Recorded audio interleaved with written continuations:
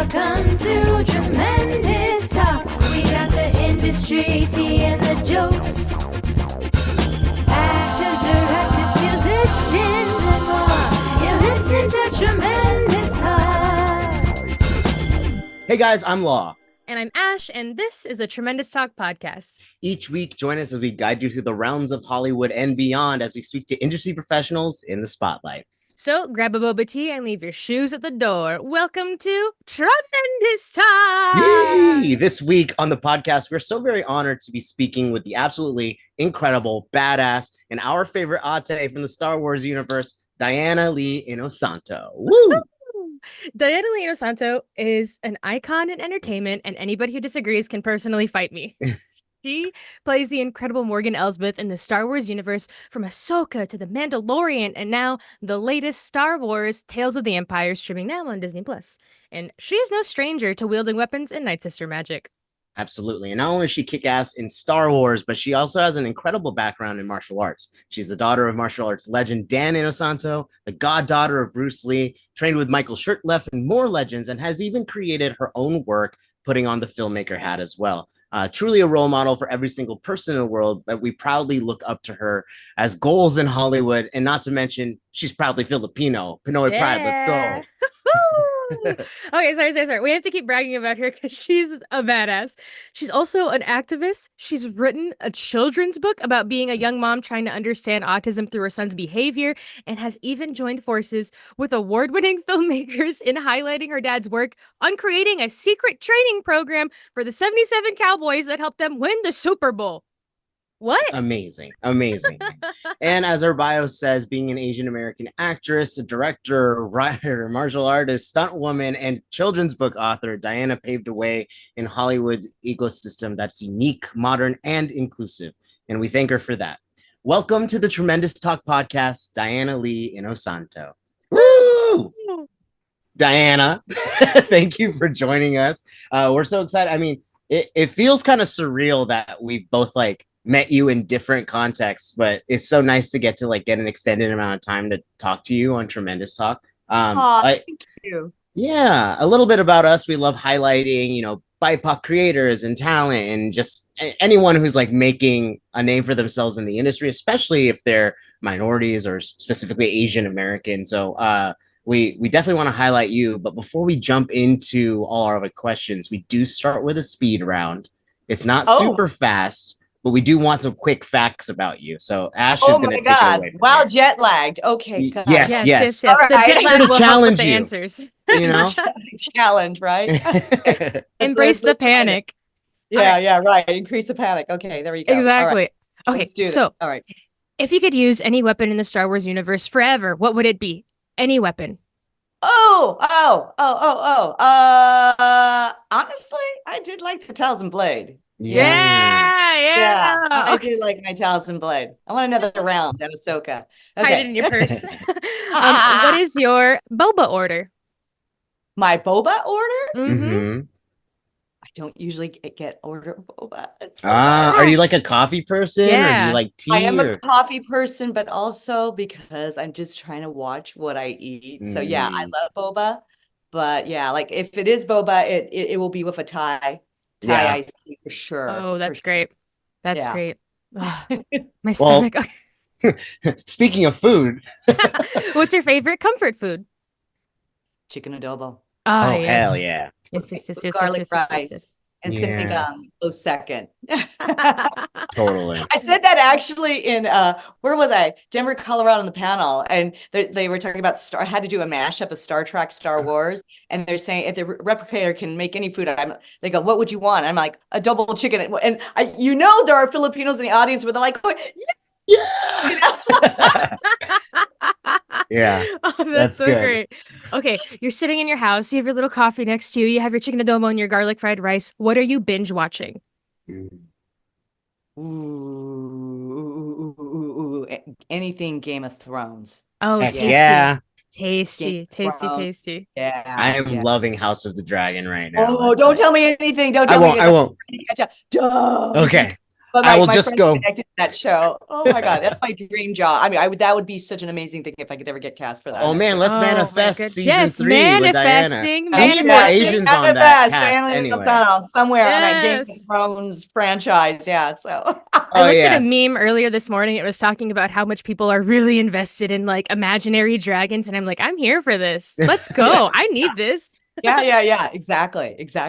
So, And what's your current song on repeat? what's my current what? Song, anything, song. Oh, okay. Oh, that's so funny that you asked. Okay, Oh, she's pulling it up. Hold on. I got every morning. I love this song. It's from Into My Soul by Gavin. Into My Soul. Have you heard it? No, I don't think I have. we're gonna It's Google got a it. cool beat. It's got drums. It's so funny. I can't hear anything. Oh shit. Oh, shoot. Sorry. No, you can curse. No, we're here about it. We're here. I'm telling you, it's Into My Soul by Gavin. All right. It's Perfect. We great gotta look song. that up. We should add Yeah, that to you the do. podcast or the playlist. Law. Yes, we've been doing.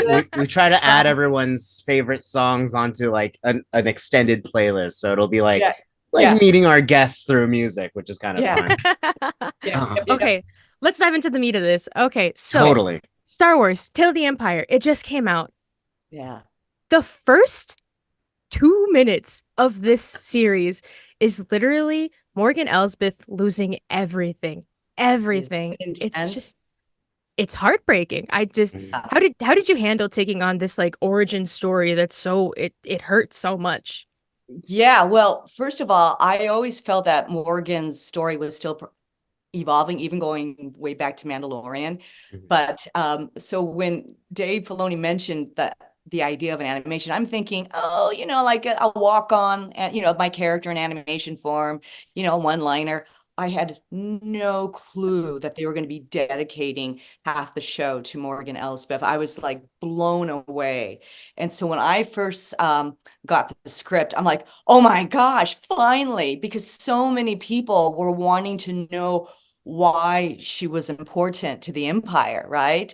And Thrawn, and they wanted to know her backstory with Dathomir, if that was truly the case. And even I had pondered, how much of the massacre had she been around to witness and see. So when I read this script, I'm like, oh my gosh. And then about 2 weeks before Star Wars Day, 2 to 3 weeks, I had met with the Lucasfilm animation team at Lucasfilms. And holy smokes, I sat in this huge theater.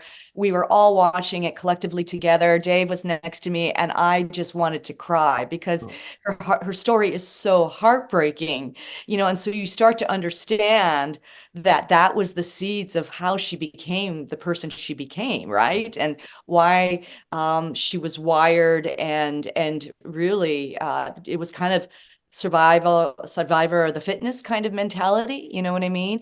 Yet you definitely sense how loyal she still was to her people and her culture, Totally. So, yeah. It's so Also, human. I just have to shout out the character design because it's like it looks just like it. Like sometimes the translation to that was cartoon, freaky for me. That was really oh my God. it's Yeah. so good. That must be Yeah. such a cool feeling though. It is a cool feeling. And then the other cool feeling was normally, like if you look at Clone Wars, Rebels, the characters came before before the casting of live action actors like Rosario Dawson and Mary and Iman and Natasha, right?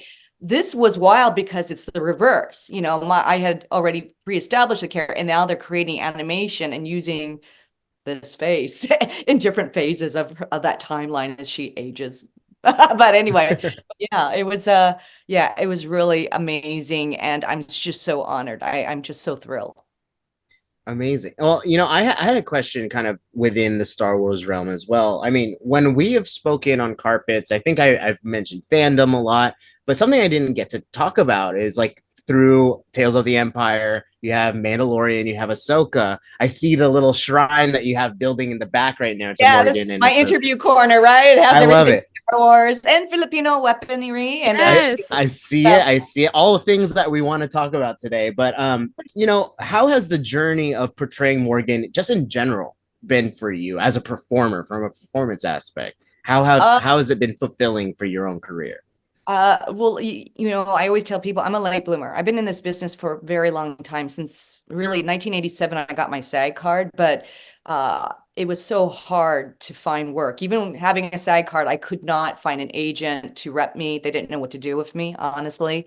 I wasn't white enough. They thought I looked too exotic. When I wasn't Asian enough. I didn't, have the classic features, right? Or they didn't know there's a spectrum to being, Asian American.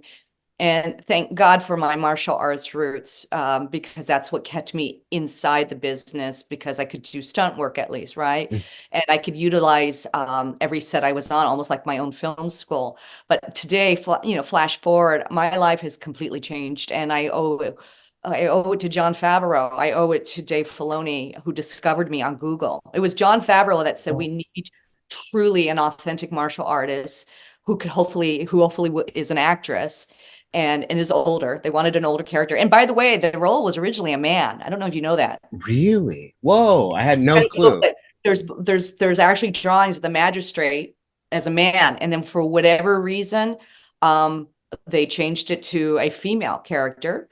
And so, John had, from what I understand, said to John, we got to find somebody like this. And John was always a believer of the old Hollywood days, where you cast somebody who authentically or physically, depending on their archetype, has those physical skills, as well as the ability to know the craft of acting.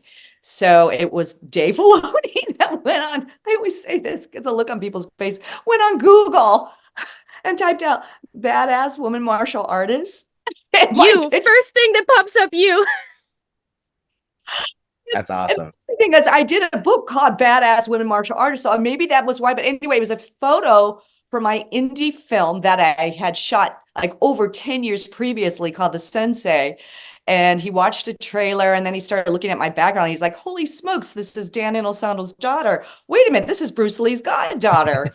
We never knew she existed, and so, they made a call to Sarah Finn's office, and I went in, I got a call to audition, which I also thought was a prank. I honestly didn't believe it was truly a real audition. And even I think my manager, who's also a dear friend anyhow, just kind of, keeping me under his wing just because we're friends. He's yeah, it's real. You got 3 days to prepare, go, and that's so cool. Yeah, it really is. So my life's changed completely. It's weird that people recognize me, ask me for my autograph. It doesn't feel real to me, even when I'm doing the Comic Cons, because I've always been a fangirl and a nerd, and I'm around all these other celebrities. I'm like, it's weird. I don't look at myself like a celebrity. I just feel like I'm this fangirl that really got lucky. So there you have it. Wow. Amazing. Thank you for sharing all that. That's keep your Googles. I'm gonna Ash, you and I need to write books with titles of like the jobs we want, like Handsome Funny Leading Man by Lawrence Sharma, and then one day they're gonna Google us and be like, hey, this guy's got all the that's awesome. That's such a cool story. I identify with so much of what you just said. Also, shout out to your manager. He is so nice. Yeah, see, that's Tarek. Our Tarek. Just from what you're saying about, like, being too exotic looking, or not being Asian enough, or not being like all these things, you're so passionate in talking about how, or like you're just very vocal about talking about how when you first came in, it wasn't inclusive. Like, how did you navigate that road and the continuous no's and no's and no's on no's? Like, I don't know, just and now the inclusion that you're feeling now, what a journey. Yeah. Well, and to top it off, so by the time Hollywood did get around to be encouraged to cast for diversity, that came decades later, Then there was another problem I was hitting, and that was ageism, because I'm 40 plus, right? And I cannot tell you how many times, despite having an independent film underneath my belt, showing that I do have acting chops, showing that I have a theater training, I had theater training, right? They were just going, oh, we have her type. But I realized when I looked at the roster, they were young. They were girls like me, but they were much younger. And I'm like, oh no, this is, I just can't seem to get catch a break here. But there was always a part of me, just like if you're a musician, you should never quit your music. If you, just because you don't become a rock star. I've always known, hey, I could do community plays, I can do independent films. I never stopped being an actor. Even when I was a stunt woman, I was interacting with my theater company. That was Lodestone Theater Ensemble, and then East West Players. And so I never in my heart ever stopped being an actress. And I knew my skills I can use them anytime, even as a martial arts teacher, right? I can talk in front of 20, 30, 100 people, and it wasn't a big deal. But yeah, to get back to what you were saying, I just think it's a matter of, being at peace with who you are. And listen, there are other things more important than just one, a goal of acting or becoming, well known. There's family, there's friends that, you should never forget that that's what life is really in the big picture all about. What I do is all for my children and my family. And then the other thing I hope is that for the next generation of actors, that they know they can create a pathway. So my godfather's the late Bruce Lee, right? Understand this, Hollywood was not giving him a break. So he knew he had to create his own path, build his own road. And he went to Hong Kong and got together with friends and created these little independent films, right? Those little independent films became part of the martial arts, fandom, right? And like Fist of Fury. And these were low budget films. People don't realize that. And in my mind, yes, he's a great martial artist, but he was also one of the pioneer independent filmmakers using the Hong Kong system, because Hong Kong was not part of really China and was under British rule at that time. So my mother would always, and other people would say, your godfather, when Hollywood did what they did to him, he made his own path. And I thought, okay, that's why I have to at least try this other path I haven't explored, write, direct, produce, and star my own film, which was The Sensei. And I had other heroes like ironically, Jon Favreau was one of my heroes, and Kenneth Branagh, who also did the same thing, So here we are. So don't stop. Full circle. Yeah. Circle. Well, we admire that kind of like perseverance and tenacity, and it's incredible. Like honestly, you could take one look at my room, and I'm with you on the fangirl train, right? Like I love the corner of the stormtrooper. Yeah, I don't have my lightsabers out, but there's multiple lightsabers in this house. I love it. But we gotta celebrate like. One, Filipinos are in space, like whether it's a Bosco, whether it's you. Now we have Manny Jacinto in the Acolyte, right? And our dear Joey from Tremendous had a question about it, and it's great because it's like, how do you feel about seeing Manny taking such like a big role in the Acolyte, and kind of like what it does for Southeast Asian representation, and maybe like a new era for us to be villains too, which is kind of exciting. Yeah, as well. I mean, come on, Sips. Listen, I'm thrilled. Listen, I was just as thrilled for what was it in The Mandalorian season 1 with Eugene Cordero. Yeah, of course. This is huge progress, and when you are asked to play a significant role in the Lucasfilm, world, that's an honor when they pick you. And Manny is just incredible. I met him briefly on the red carpet at the Acolyte premiere, and I'm just so proud of him because I just remember as a kid watching so many Asian American actors that I knew having to really struggle. And my aunt, who was an actress, my dad's sister, it was so tough. And so Manny is really just hitting it out of the park. I'm so proud. I just can't explain it. And I'm a director too as well. So I'm going, ooh, I wonder what kind of role so yeah, I'm thrilled, just thrilled. There's a Comic-Con's coming up, and there's an Filipino artist named Patrick Ballesteros. I don't know if you've ever seen him. Did you see his fan art of you, of Morgan and the stranger? Oh, it's so cool. I did. And Patrick was watching. Thank you, Patrick. Oh my God. Yeah, I just was so thrilled. I shared it on my Twitter page, and it's just cool. It's stuff like that makes me incredibly not only just proud, but like hopeful. You know what I mean? But Hopeful, which is really good because it does open doors to the next generation. It really does. We have to all embrace, lock arms with each other and carry on forward. We Oh, absolutely. really do. Yeah. absolutely, absolutely. And I know you've credited in the past like having this beautiful circle of people around you to really like uplift you and such too. Did you always have this like supportive and encouraging voice behind you when you're in your journey in the arts? And I know like you've even had your son do the artwork for your book and everything too. Like how have you encouraged your loved ones as well to explore their passions while being supported for yours? Yeah, well, as far as my son, for some of you people out there who may not know, I have an adult son with autism, and so it's very challenging for the autism community at times to really find their voice in our world, or to let alone find work and jobs. And I've always told my son, you have to try to think almost like an entrepreneur, and that's why we did the book during the pandemic, and so I'm very proud of him. He's a talented artist, and I should say too, he actually helped me audition for The Mandalorian without What? even knowing it. There's this footage, and I'm wondering if I should share it because it's so magical of him discovering me getting cast for Mandalorian. And I go, sweetheart, do you remember during those 3 days nobody was there to do lines with me, and you were the only person? He goes, yeah, that was you, sweetheart, that Oh my helped me get this God. job. He goes, I got you Star Wars. I got you Star Wars, Mom. And Oh, it's so precious. But, in many ways, I didn't realize I had the circle I had until I became an adult looking back. Because my aunt, who was a struggling Asian American actress, she had a couple roles on at that time, Anna and the King, and then I think it was Ironside. But to be honest with you, it was just such a drought of jobs for Asian Americans in general. And so she was a drama teacher.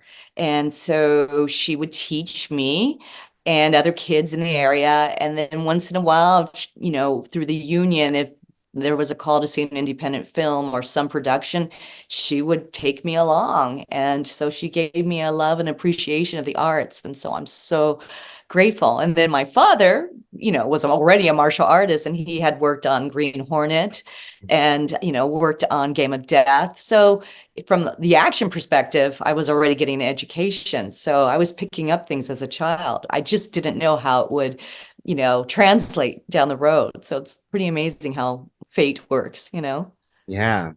I was reading a little bit about your dad. I mean, a legend, right? You have these legends who have Wow. injected, some pretty amazing stuff into your pathway, into your career. But something that was really interesting was someone wrote an article about the success principles that your father had. And I, Oh, really? That's interesting. yeah, it was like something like you don't have to be big to defeat your opponent was one. Develop a culture of True. learning, learn everything that you can True. that's useful, and Yeah. discard the rest. I'm curious though, I mean, who's gonna know your dad better than you, right? And so I'm wondering what's like a principle maybe that he taught you that's not necessarily written out or anything, but that you hold dear and it keeps you going from a day to day. Well, there's a few things. He taught me how to adapt to my environment. So if it's shifting and changing, you have to learn to adapt. Let me go on. There's other principles. There's not just one, there's several. The other one is to empty your cup, which is also what my godfather would talk about. And so when I'm getting new ideas, like let's just say, for instance, acting schools, I never bought into there's only one style of acting. I would train in many different systems of acting, just like I did in martial arts. And I'm so glad I did because it was my theater background, my stage training that would serve me in getting cast in Star Wars. The other one is just to absorb what is useful. And so in the moment, I will absorb any kind of information and utilize what is best for me at the time. And so those are some pretty significant principles that I definitely carry with me. And then my dad would always share with me how important it is to just welcome diversity. He never said the word diversity, but he just felt that every culture has something to offer humanity in the world. And so this is why starting back in the 60s and 70s, he would help introduce new martial arts styles and systems into the country, whether it was Muay Thai, whether it was Indonesian Silat, whether it was French Sabat. whether it was capoeira. He has helped bring in a lot of martial artists. If you are a jiu-jitsu player, my dad knew Hickson Gracie and wrote paperwork for him to get into the country to share his style and system. And his thought and belief was the more Americans can learn that there are other cultures that have something to offer. And in this case, it was martial arts. Some people might say music or dancing. It helps our country be a better place.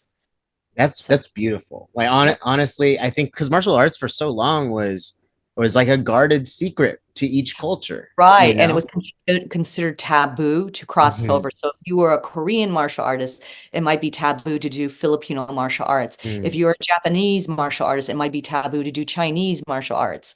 So now we know that's, it's important to cross train, Yeah. Hollywood, Yeah. take note. I'm just kidding. This is so beautiful. That's awesome. Like you're just following in this beautiful legacy. I know when I have children, I'm gonna put on this show and be like, look at her, we're gonna be her. Take notes, take notes. Oh, so you much. guys are so kind. You're so kind. It's so Yeah. I love how deep family is for you and like how important it is to you and everything too, and how like you mentioned earlier, everything kind of circles back to family, right? And the importance of Yeah. family. Yeah. Selfishly, for me, I am in the stage of like considering being a mother in the future, right? And I have a bunch of friends around me in the acting industry too that are also having these conversations as well. Between your discovery and inclusivity in the beginning stages of your career from now to like where you are, how has your journey as a mother been? I'd love to know. Yeah. As a mother, oh my gosh, how's my journey been? Sometimes it's all about time management. It's not always easy, depending on what phase of my life if you were to ask me that, because I really had to rely not just on my family, but on my friends. Because my grandmother is from Khoi, right? She's Filipina. And she was, many Filipinos came and immigrated to Hawaii, as we know, and the island she was born, Kauai, she always said, we have the Ohana spirit. So to me, Ohana wasn't just blood relatives, it was also friends too. And so there were so many good friends, particularly from our martial arts community, that would help me with my son. Like if I had to go teach a martial arts seminar with my husband in another country, I was very lucky that I had a support system. But in a way, I have to go back in time from when my dad ran the Chinatown School in Los Angeles of Uncle Bruce. There's this wonderful picture, and you'll see Kareem Abdul-Jabbar. You would see other students, the Haber brothers, who were, survivors of, got out of Germany during World War II, and they were Jewish. And you had just a mix. And so I think that really shaped me as a child to see this diversity, this almost micro United Nations. And I just realized how important this was, not only to my upbringing, but to encourage my kids to always go and look at the world and, reach over to people that you may not know well and just say hello and learn about them. So that's why I'm very lucky. Like, La, did I read this correctly? You're Filipino and Indian. Yes, I am. Yeah, half That's and half. incredible. The mixture. I Yeah. think Iman Isfandi, who I work with, and he is Latino and he's Iranian. I mean, what a time that we're living in, that we have all these cool mixes. When my parents were married, my mother is Irish American, my father Filipino, and they married in the time when their marriage would have been against the law in other states in this country, and that California at that time where they were married was one of the few states that allowed for mixed marriages. Now today, it's all, common, to see people from different backgrounds come together and create kids and, community. So yeah, it's, I love this about where we're all going. Yeah, we talk about being mixed a lot on this All the time. podcast, and we talk about how the future is going to be mixed, but it is like a weird kind of kindred connection between us to know that's like, even within our separate cultures, I don't know about for you, but my Indian side didn't accept the fact that my mom was Filipino, Interesting. Oh wow, that's very interesting. But today, are we good? Did food, and we kind of and- isolated away, and we Yeah. made our own family count for what Yeah. matters, but Yeah. Filipinos though on the flip side are so welcoming that it's like, oh, we have an Indian Yeah, in the right? family. Yeah. We marry with everyone. Yeah. I mean, So- you look historically at the Philippines, it's like the melting pot of Asia. It's incredible. Just Absolutely. incredible. Yeah. No, it's true. They call us the friendliest people for a reason, you know what I mean? Yeah. Yep. That's true. Ashley, how about you? Are you full Filipino, or are you I'm mixed as half. well? I'm Mediterranean, so Oh, it's a wow. really, really, really interesting story. But I love being around mixed people and talking about things and just like the way that we're accepted by Filipino culture, but also we face the idea of not being Filipino enough all the time. So Yeah. Big reason why we started this podcast. Because he's Filipino and Greek, right? Mhm. So Yeah. that's just fascinating. We all have to have like a mixed Filipino hang one day. We're a gonna hollow hang. we're Oh gonna my God, manifest it'd be that. so fun. But we're so lucky to have gotten time with you. Like sometimes it's hard to nail down times for an interview, but I'm so excited that it was Thank you hard. for being patient No, with no, my no. schedule, The guys. reason- We're so happy that you're busy. Like that's awesome. Like Yes. I hope you stay busy. I hope you keep getting booked. I hope there's more Morgan in the world of Star Wars. We're fingers crossed. But when we end our episodes, we love passing the mic to our guest. And Oh, why? Okay. yeah, if there's anything that you want to promote or anything you want to share or any advice, like anything that you want, we're gonna give you opportunity on our small platform to say whatever it is that you'd like to say. God, there's so much. But I will say, coming up next for me, for anybody that might be willing to travel or is in the South Dakota area, I am doing a Comic-Con / charity event for children with cancer. And it's in South Dakota, and it's called Voices Against Cancer, and it's coming up in actually a week and a half, actually. Wow. And Lars Mikkelsen, who plays our Thrawn, is going to be flying out. Rosario's going to be there. Iman's going to be there, and as well as other people from other franchises. But of course, I'm always like Star Wars, But yeah, and so I'm looking forward to doing that and being a force for good, right? That's what it's all about in my mind. And and that's about it. There's some other things in the works, but those NDAs, I can't even say anything. Like I said, I'm happy that you have NDAs to tease us Yeah. about in the first Yeah, place. I have an That's awesome. NDA. Yeah. A force for good. I love that. A force for Yeah. good. Yeah, that might be the title of this podcast now. I love that. A force for Yeah. good. Seriously, that's always been what I've always tried to do in my life all the time. So yeah, force for good. Well, it definitely shows. reads that way. Yeah. Yeah. Like Thank you. well, thank you for spending your morning with us. Like It's been a Morgan morning. What a wonderful conversation this was. We covered a lot of ground, and I'm sure we could talk to you for another like hour or so. I know, right? It feels that way. I should be sitting on my stove and going, what kind of ingredients do you put in your adobo? Listen, you're put in welcome your back concept. anytime. You're welcome. Welcome back anytime. Always. Oh, you guys are fantastic. You guys Thank are you amazing. so much. This Thank is so you for lovely. what you do. This is so important. So anyway, you guys are definitely tremendous for Aw. sure. Hey, she did the thing. She said the thing. Amazing. All right. Thank you so much, Dan. We'll give you the rest of your day back. We appreciate everything. All Thank right. you so Thank much. you guys. Big group hug. Big group hug. The Tremendous Talk podcast is produced by Lawrence Sharma, Ashley Rapuano Sanchez, Gabriela David, Joseph Feralde, and Jeremiah Abraham in collaboration with Tremendous. The Tremendous Talk podcast jingle is by Jared Sanchez and Ashley Rapuano Sanchez, produced at Hamsterden Records.